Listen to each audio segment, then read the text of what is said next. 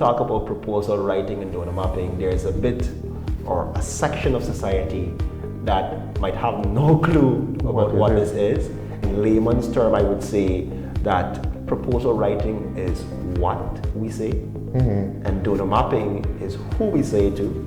In proposal writing, you have a goal, but you have a main objectives. Right. Under that main objective, you will have sub-objectives, and under those sub-objectives, now you have activities.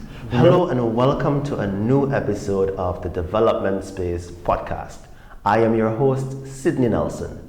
On this episode, Access Granted Proposal Writing and Donor Mapping Fundamentals, we will be sharing tips to help you access funding for your organization and projects. To deliver this information, I'm joined by special invited guest, Mr. Leroy Adolphus. Mr. Adolphus is a Foreign Service Officer at the Ministry of Foreign Affairs. He is also the Program Manager of the Sophia Community Development Association. Mr. Adolphus, welcome. And thank you very much. It's a pleasure being here. It is our pleasure. Tell us a bit about yourself and your work. Simply, I am a Foreign Service Officer attached to the Ministry of Foreign Affairs in the Protocol and Consular Department. That department deals with all of our diaspora globally, whether it be New York, Toronto, Canada, in terms of their welfare and consular and protocol services needs. On a voluntary basis, I'm the program manager for the Sophia Community Development Association. It's a developmental NGO situated in Seafield, and we basically cater for youth empowerment and education as avenues for persons to overcome rising criminality in that community. As you would know, Sophia is prone to criminal behaviors, and we're trying to promote a positive message alternative to that cycle. Yes. How does your work as a Foreign Service Officer influence or equip you better to work as a program manager of the Sophia Community Development Association? There's something what we call like transferable skills. Yes. So as a Foreign Service Officer, you're a Foreign Service Officer in your home country. Okay. And when you're being posted, whether it be your first posting or second posted to another capital, you're automatically a diplomat. So he travels on a diplomatic passport. And so the whole diplomacy in terms of communicating, in terms of note writing, in terms of listening to interviews with the minister or government officials and feeding back the same to capital, those were some of the same transferable skills that you are able to bring now into the NGO world, bring now into project management, and that is what I do actually. Awesome. And that's exactly what we want to talk about today. We want to talk specifically about proposal writing and donor mapping. You mentioned, with your NGO, there are certain thematic areas that you look at. And essentially, proposal writing and donor mapping, it addresses a lot of these things in an attempt to find funding for your organization's cause. Correct. Now, when we talk about proposal writing and donor mapping, there's a bit or a section of society that might have no clue about what this is. And then there's another section that group the two in the same category, much like we do with M&E, monitoring and evaluation. But in actual fact, donor mapping and proposal writing are separate activities. Correct. Much like M&E. All right. In layman's term, I would say that proposal writing is what we say, and donor mapping is who we say to, when we say to them, and how frequently we say it to them. So for us, and generally donor mapping, there's not a definition per se, but donor mapping is looking at the international donors and also looking at local or domestic donors to find out what are their we call it the corporate social responsibility for businesses. So we have currently have a local telecommunication entity on board as a sponsor, but that is as part of their corporate social responsibility. They would have partnered with the NGO that I manage, which is the Sophia Community Development Association. Then on the international scene, we have international donors such as the European Union, United States Agency for International Development, and you have DFID, which is the UK developmental arm. There are other donors out there, but also there's Australia Aid, There also the Canadians also have a developmental component for donor mapping. So when we speak about donor mapping, it is basically identifying those international donors that wants to contribute towards community development or development within your community or within your country. But because most of these donors would have already have relationships with the government of the country, bilateral relationship with the countries. So most of the funding that you see for what the donor wants to give, while they go into government, there's a portion goes towards NGO development or civil society. That is where the proposal writing comes in, because to access those funding, you need to now develop a concept, develop a funding area or activities and objectives to be funded as part of a package proposal. Right. So that is what proposal writing is. Awesome. And we're going to delve a bit into proposal writing, just a bit. But you mentioned quite a mouthful as it relates to donor mapping. In your estimation, you mentioned that it has a lot to do with focusing on some of the international donors. Correct. And how your personal project might align to their objectives, their vision, their mission. Correct. Right? Because quickly there are some, let's say, most of the international donors out there, they have their developmental component is the SDGs, the Sustainable Development Goals. So globally, all countries would have committed via the United Nations to implement or to achieve the indicators that will lead towards the accomplishment of these goals. And you will hear me saying goals in donor mapping, and you will hear me saying goals in proposal writing, because the goal is the overarching. We want to increase better livelihood. There's an attainment. It's a goal. Sometimes they're hard to achieve, but if you go to the low-hanging fruits in stuff, you will able to the indicators. So as you achieve the indicators, you're able to achieve the goal for betterment of community.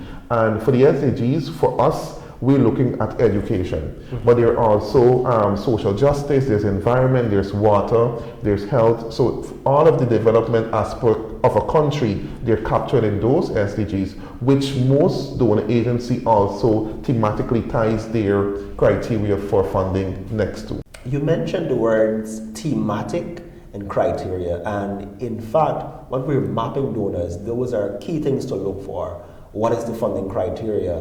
What are the thematic areas that this donor is funding? What are some of the other things that we should look for when mapping donors? So I will use the European Union as the international donor, because currently my organization is a recipient of a grant from the EU that is being implemented by the CPDC in Barbados. Now, this grant looked at building the capacity of the NGO, which from an organization perspective, but it also looked at community advocacy. What areas in your community needs highlighting, what areas in the community needs development, and basically how do we communicate this information with central government to bring awareness. Now, these were already built in the requirements for the grant. So when we did our proposal, we had to develop 3 objectives and then activities under those objectives. So in proposal writing, because this is where we're about, in proposal writing, you have a goal, but you have a main objectives. Right. Under that main objective, you will have sub-objectives. And under those sub-objectives, now you have activities. Remember, we want to accomplish better education, better livelihood. But to get there, we also need to do recruitment of the participants. So before we go to the technicalities of proposal writing, let's just excavate a bit more for proposal writing, for donor mapping rather. So you mentioned in the case of the international donor, they would do quantitative research, and they would see what are some of the funding needs in the local landscape. Correct. But let's look at it from the standpoint of the individual.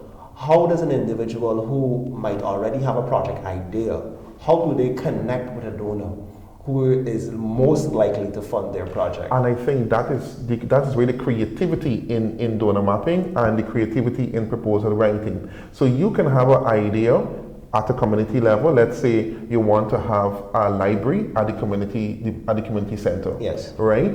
Good. You look to see what the donor funding is about. And I should caution, In the last 5 years, in the last 10 years, we would have seen a reduction in donor funding because Guyana has moved from a least developed country to a developed country or a developing country.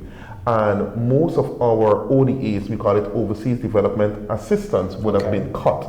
So clearly, and at an advocacy level, at a civil society level, we've been advocating that even though Guyana is developing, there's still some community concerns. There are still some indicators from a community level that needs service that the NGO provides. Right. Now, the association that I work with in Sophia, we provide education. Right. Persons big, they can't go to school in the day, they have to work. Now there's need, so we have an education just like how the person wants to create a library at the community center. So we have to look to see if what we want to change, if that suits these thematic areas that you mentioned code. earlier. But the craftiness now, when you write your proposal and you're given the concept or the background, you justify, you find linkages. Why do we need to put a library in this community? Yes. So that students who don't have money to buy the textbooks can come and get their homework done. Right. And if you look at it, that falls into the thematic area for education, which universal education by 2030, which is a SDG. So you craftily write in what you want, but it has to be linked. And I think sometimes some proposals fail because you don't have a linkage with what you want as an NGO or an organization to that what the donor is asking. I'm happy that you mentioned that because in fact the whole crux of the matter as it relates to donor mapping is about writing a proposal that is going to grant you funding or access to Correct. funding. That's the objective. Right? So I'm happy that even at this stage you're drilling that link in terms of why we're doing what we're doing.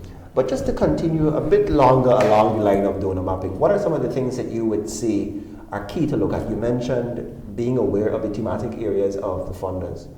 Right? I would want to think also there's a funding cycle. All right, so in terms of summarizing the funding cycle aspect of it, funding cycle varies between like 6 to 12 months depending on the nature of the grant. Okay. There's some small grants, which means the activities are small at the community level, and those can be achieved readily. So you have those wrapping up between 3 to maybe 6 months. Okay. There's some other medium-term grants that goes between 6 to 12 months, sometimes 8 to 12 months.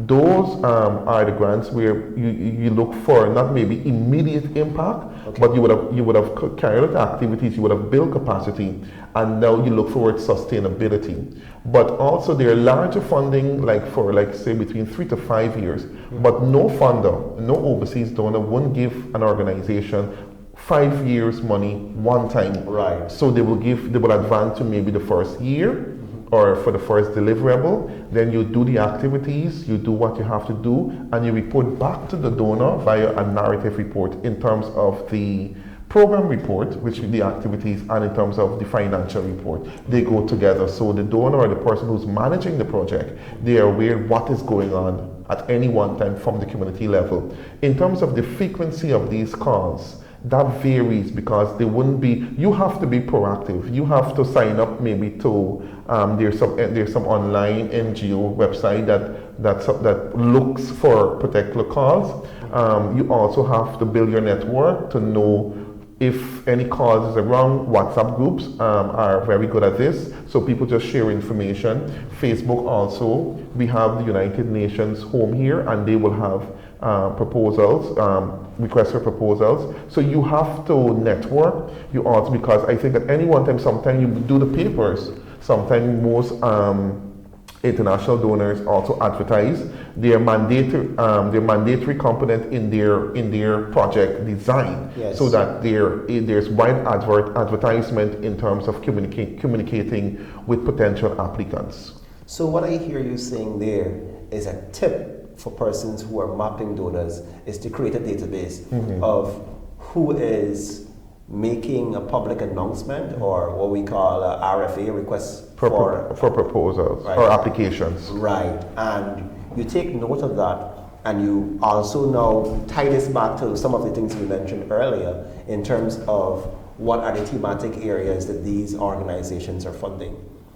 Also, you mentioned three things. You mentioned small, medium, and large grants. I know you talked about it from the standpoint of the timeline, but could we also include in that bit the level of funding? Because I know some donors, they would make certain provisions for funding, maybe a 5,000 US. In other instances, you get a so we would 50. in the NGO world, we would deem small grants for anything between 10,000 US to 20,000 US. Okay. That's about 2 to 4 million Ghana dollars.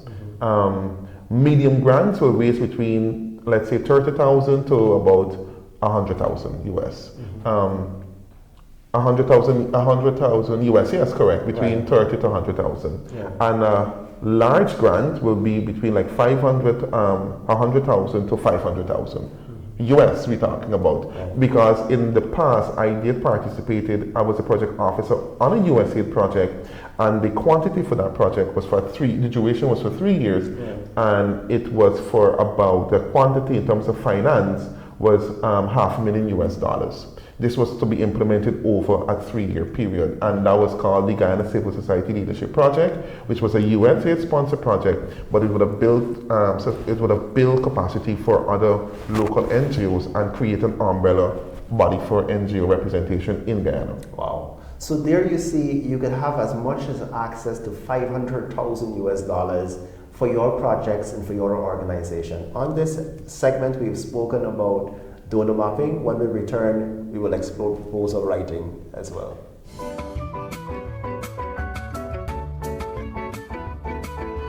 Welcome back to this episode of the Development Space podcast, Access Granted, Proposal Writing and Donor Mapping Fundamentals. We are joined by special invited guest, Mr. Leroy Adolphus, and we're sharing tips about proposal writing and donor mapping, ultimately to help increase your likeliness of accessing funding for your organization and projects. In the last segment, we focused at length on donor mapping. In this segment, we want to focus on proposal writing. And as we focus on proposal writing, Mr. Adolphus, I want to jog your memory a bit. Let us talk about the first proposal that you wrote that found funding. Well, I should mention there were many before that was written that didn't find favor with the funders. Tell us a bit about that. Tell us about some of the challenges. So that's where training and development becomes, and even capacity building becomes important. Okay. So this organization that I represent, SOGDA, Safari Community Development Association, we've been around legally since 2015. But before that, we've been in existence like 10 years before. Okay. So when because one of the legal component or one of the criteria for proposal writing is the legal registration. Your entity has to be a legal person. So which means by being a legal person means they exist legally. They can be sued. So they must be registered via a trust deed, or not so much of a we call it a sole proprietorship, like a registration, business registration. So you cannot register an NGO like how you register a business. Right. So you register via trust deed or under the Friendly Societies Act in Guyana. But in some instances as well, you could apply for grant funding as an individual. Not necessarily, because most international donor would not look at Leroy Adolphus or want to put funding in Leroy Adolphus's bank account. I guess that would depend on the criteria for funding. Most of the criteria are very harsh on the recipient. You must be a registered entity, and you must say what you are and what you're doing. Okay. So you have to build legal legitimacy first. Okay. That's the first step. You can't come in the door if you're not registered. Okay. And I explained the process earlier via the Friendly Society Act or via a trust deed, or you can register as a non-for-profit organization or a company. Mm-hmm. So it is legally incorporated, but it is not for profit. Okay. That you can go along those lines. So tell us about your journey. So we would have written several applications for proposals that we were unsuccessful before, but that didn't deter SOGDA or myself as program manager. The first successful one we had was with a US donor, Local Capacity for Local Solution, where the USAID USAID were looking to build capacity by finding local solution. You're identifying the problems and then you solve it via your recommended solutions. In that, we would have used the funds to do a community dialogue. Because for SOGDA, we wanted to know what are some of the development challenges this community faces.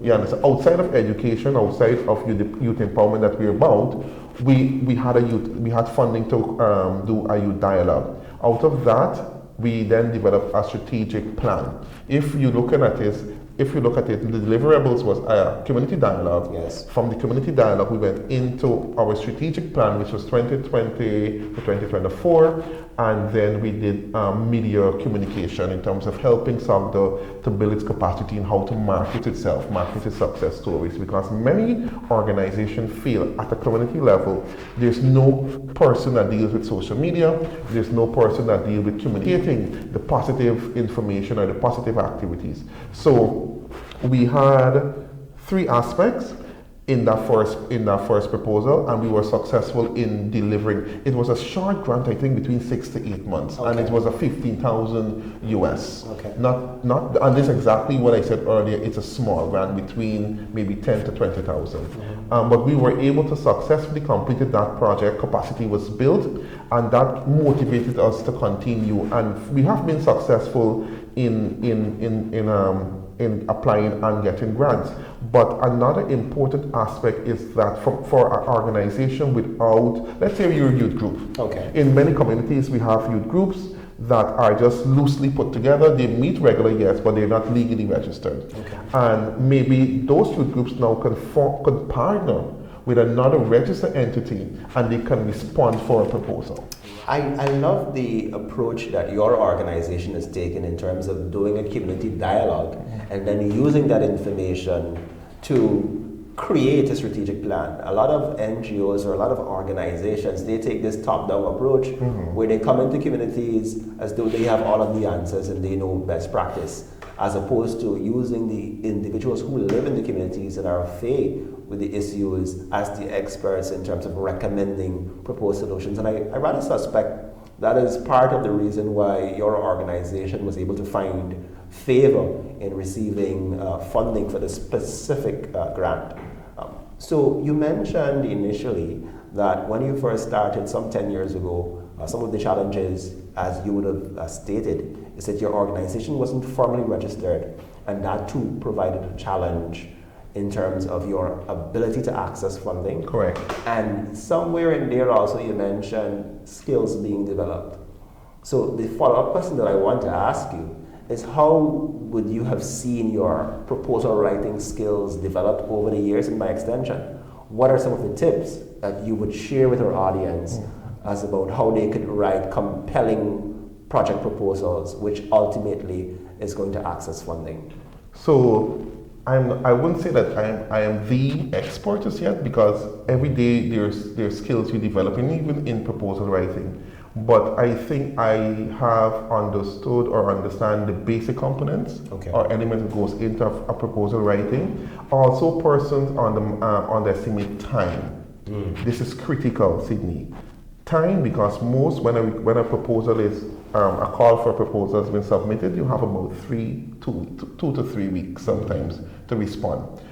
Some proposals, some callers, some funders look for just a concept note. Right. Meaning, but the concept note is a complete summary of the entire proposal, while some funders also want a full application from the get-go.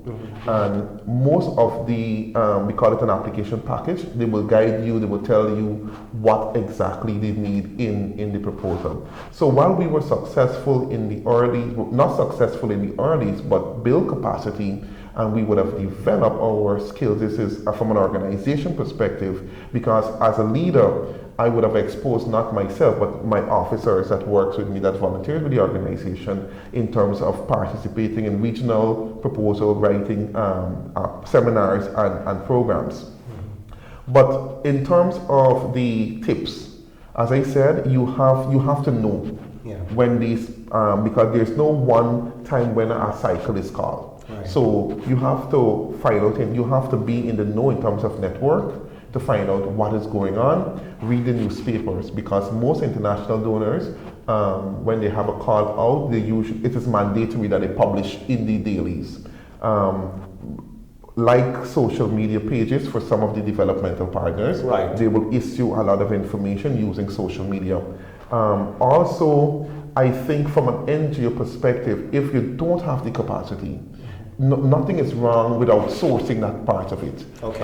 You might have to spend some money because you won't find somebody who is a proposal writing writer expert, an expert in proposal writing. They would not budget their time if they're not being remunerated, and you would not get the quality for not paying. You can contact us because we do have some capacity. We can able to guide you, but also time is important because we also competing with hundreds of organizations out there for grants. So I was another tip is you have to ensure that your objectives and your activities are attainable. Right. Meaning that you won't say you want to go to this moon or go to the star and you're going to write a proposal for that. You must be realistic. Mm-hmm. Another element is part of their budget. Donors look for pricing that are you can't be too outrageous in your budget because most donor agencies, Guyana is not new to them. They know for a local taxi from point A to point B in the city is about $500. Right. They know if you're coming from out of town, there's X amount. So when you put these things, most of the donors ask you must be realistic in the costing. Right. They also look for in-kind contributions. Okay. Now, let's say if I have a proposal for $20,000, but the cost of doing that project might be $27,000. If I had to pay for the space to do the training, if I had to pay for the transportation, if I had to pay for the cell phone, if I had to pay for utilities, if I had to pay for internet. So some NGOs don't cost their in-kind contribution, but if you can monetize your in-kind contribution also to show the donor, while I want $20,000 I'm also contributing $7,500 in kind, and some of that aspect is some donors love that approach. Awesome. So you mentioned a few important tips. Let's just recap, just for the persons who might be listening and want to write them down. One of the things that you mentioned starting from the bottom, stating your value. What do you bring to the table? What do you have already? Correct. You talked also about outsourcing in terms of being able to write a proposal. You need an expert. You need somebody with the background of proposal writing, and you need a team. More so if you have project officers or some person experience. Right. You mentioned also being realistic.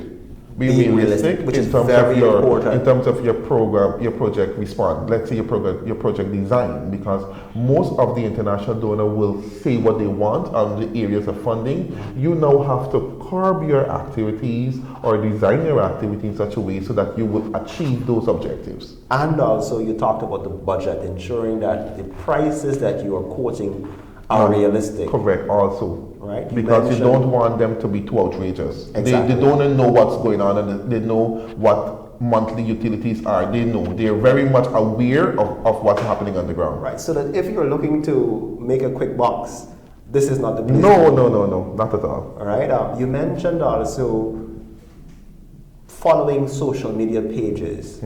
I, for one, there are a number of international donors that I follow their pages so that I know, what's happening when there's a call for a proposal and that kind of thing. And what I've noticed, Sidney, lately is that while the donors are looking for developmental activities to achieve an objective and then to achieve a goal, they're also providing funding for capacity building internally, whether it be from an administrative perspective, whether it be operations, whether it be financial operations, whether it be, as I said, strategic planning. There's some more thematic areas in the NGO sector. There are funding and funders are coming in to help us build capacity so that we can able to better manage our resources. Awesome. And on the note of building capacity, you mentioned earlier that you would have exposed your team to specific trainings on proposal writing. And what are some of the resources that exist currently a person could benefit from?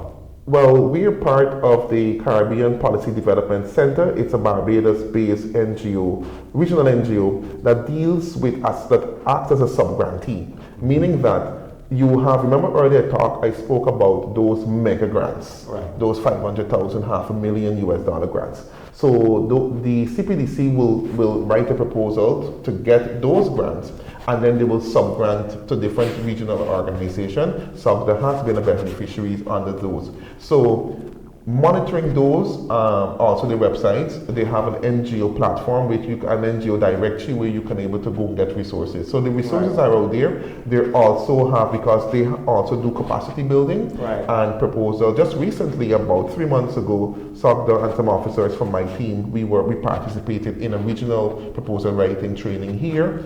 And then right now, so we are in that mood of trying to put together maybe 2 to 3 proposals for funding. Awesome. But I should caution Sydney, proposal writing, maybe you will write 5 proposals and just get 1 positive answer. Maybe you will do 10 proposals and just get 2. But it doesn't give you, but the review of your application, because some funders will go through your application and provide a report or why didn't you get the grant. Right. And for us, we went through this process.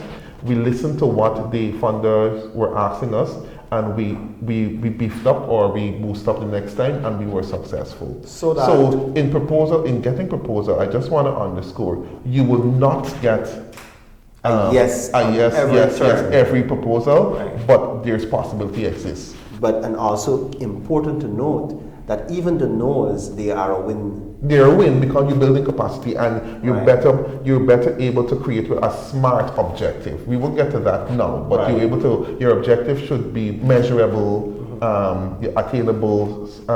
They should be smart. Right, and you're able to refine your project document. Correct. To where it needs to be to access funding. I should tell you, SOGDA, we wrote for 1 proposal. We were unsuccessful in the first round, and we didn't get the qualifying. I think it had to get 75 marks to move forward to get the funding. I think we got 73 just by 2. Okay. So I actually appealed the decision, and the funder said, okay, wait, we don't have an appeal process for this because the funding for the first round has been allocated already. But we opening up another call at the second cycle. You just asked about the cycle. So the cycle of funding depends on the donor themselves also. So we went back again and we were successful in the second cycle. Awesome. For the same project that we didn't get the proposal in the first place. And the feedback was you were able to sharpen those areas identified, and you were successful. So every no is not a no.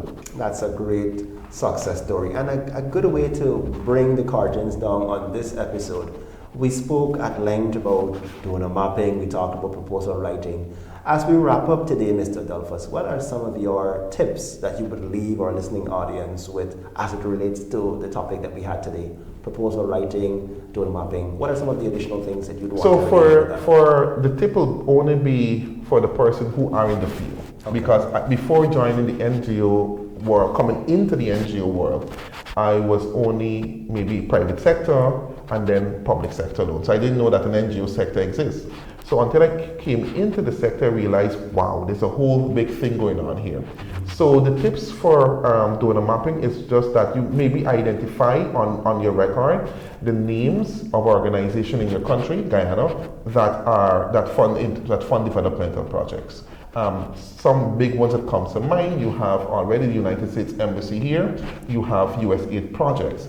But I should mention most of the USAID projects comes through their Southern and Eastern Caribbean office, which is based in Barbados and not necessarily US Embassy Georgetown. So you map those in terms of get their latest contact, their email addresses, who's the officer, the USAID officer at that particular embassy.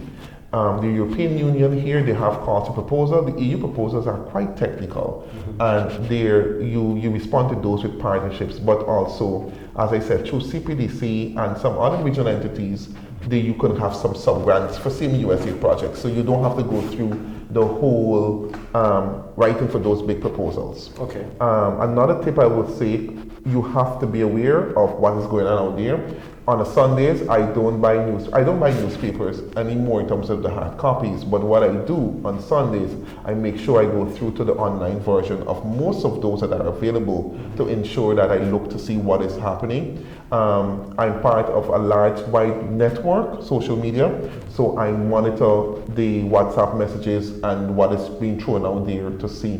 What I find, and as NGO, as you develop, you find the donor themselves have you on their database. So whenever there's a call for proposal, they send it directly to you. So being in the fields for so long, you've developed some sort of a reputation or a good reputation. So you're in the database and they feed you information. Just yesterday, we participated in an asset mapping, information session with USAID because there's some current calls for USAID at the moment. Thank you, Mr. Adolphus, for sharing this rich content with us today. And thank you for joining us for yet another episode of the Development Space podcast. We look forward to hearing about your projects that you are going to write based on the information and the success stories that you're going to share. Until next time, I am your host, Sidney Nelson.